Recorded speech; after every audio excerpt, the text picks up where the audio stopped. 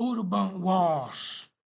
While the world watched Rio's favelas dominated by drug traffickers, a new power was rising in the city's outskirts. They weren't drug dealers. They were police officers, firefighters, municipal guards. They called themselves militias. And in 2007, BOPE declared war on their own. This is Operation Ouro Negro. The militias weren't ordinary criminal factions. They were crime corporations. Former police officers, firefighters, prison guards, who used their knowledge of the state to create a parallel state. While traffickers sold drugs, militias sold security, energy, cable TV, gas, and the most valuable product, the absence of the state. BOPE's strategy needed to be different. Against drug trafficking, you retake territory. Against militias, you destroy a network. The target wasn't a favela, it was a criminal enterprise structure. And the combatants weren't teenagers with rifles. They were experienced police officers, who knew BOPE tactics as well as we did. The first arrest revealed the business scale. It wasn't just some weapons and drugs. They were Excel spreadsheets, receipts,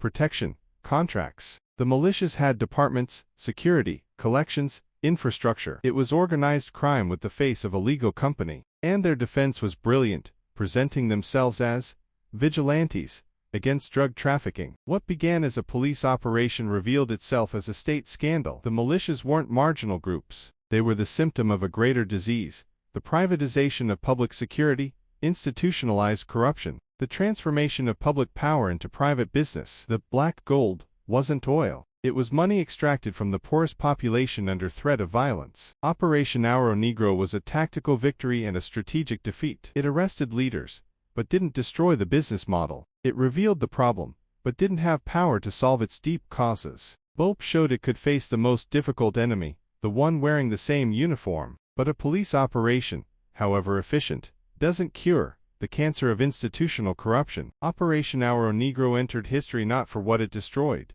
but for what it revealed, that in some urban wars, the lines between police and criminal, between state and crime, between protection and extortion, are as thin as they are dangerous. BOPE proved it could win a battle, but the war against militias, that proved much more complex, because when crime dresses as authority, the battle isn't just in the streets, it's in the institutions, in politics, in the soul of a city.